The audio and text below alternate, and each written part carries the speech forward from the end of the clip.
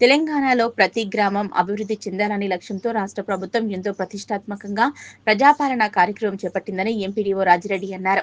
ఈ మేరకు నిజాంపేట మండల కేంద్రంలోని రైతు వేదికలో గురువారం ప్రజాపాలన ప్రగతి ప్రణాళిక 99 రోజుల కార్యాచరణ ప్రణాళికలో భాగంగా మండల స్థాయి సమావేశం నిర్వహించారు. ఈ కార్యక్రమానికి ముఖ్య అతిథిగా జిల్లా వ్యవసాయ అధికారి దేవ్ కుమార్, తహసీల్దార్ శ్రీనివాస్ హాజరయ్యారు. ఈ సమావేశంలో రాష్ట్ర ప్రభుత్వం చేపడుతున్నటువంటి సంక్షేమ పథకాలు, రైతు బంధు, రైతు భరోసా, కళ్యాణ లక్ష్మి, ఇందిరమ్మ ఇండ్లు, గృహిణులకు 200 యూనిట్ల ఉచిత కరెంటు, ఉచిత బస్ సౌకర్యం, విద్యార్థులకు అల్పాహారం, మధ్యాహ్న భోజనం, అంగన్వాడీ కేంద్రంలో చిన్నారులకు, గర్భిణీ స్త్రీలకు అందించే పౌష్టికాహారం గురించి ఆ శాఖల వారు ప్రభుత్వం ప్రజలకు అందిస్తున్నటువంటి సంక్షేమ పథకాలను సమావేశంలో వివరించారు. అలాగే అలైవ్ కార్యక్రమంలో భాగంగా ఎస్ఐ రాజేష్ రోడ్డు భద్రతా నియమాలపై సమావేశం అవగాహన కల్పించారు.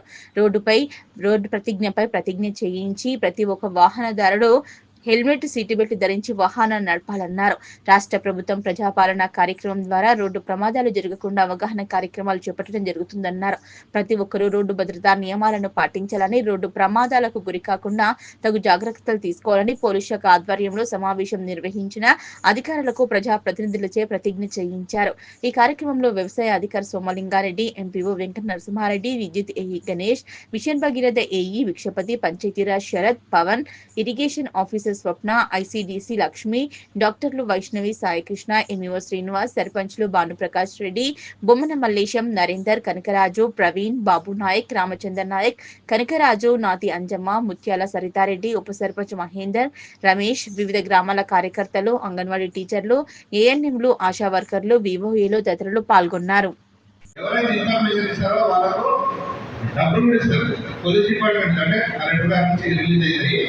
వాళ్ళని ఐడెంటిఫై చేసి వాళ్ళకి డబ్బులు ఇస్తాము, ప్లస్ వాళ్ళు ఒప్పుకుంటేనే బిజినెస్ పెడతాము, లేదంటే వాళ్ళ బిజినెస్ కూడా పెట్టాము. ఈ ఖచ్చితంగా ఇది అందరూ తెలుసుకుంటారు. మనం బతుకుండాలి కాబట్టి రోడ్డు ప్రమాదాల వల్ల లాస్ట్ ఇయర్ 1,70,000 మంది చనిపోయారు. అలా ఎన్నో కుటుంబాలు ఉంటాయి ప్రతి మండలం నుంచి. ఇది మొత్తము నేను చెప్పేది మన కంట్రీ ఫిగర్. మన సంబంధించి తెలంగాణలో కూడా వేలల్లో ఉన్నది ఆ ఫిగరు. ఆ బాధితుల కుటుంబాలలో మనం చేరద్దు అనేది మెయిన్ ఉద్దేశం. నేను ఇంకా వేరే ఎక్స్టెంట్ చెప్పదలుచుకోలేదు. ఓన్లీ మనం ఏం చేస్తున్నాం అంటే పోలీస్ డిపార్ట్మెంట్ నుంచి మేమేం చేస్తున్నాం, మీరేం చేయాలనే చెప్తున్నాం అంతే.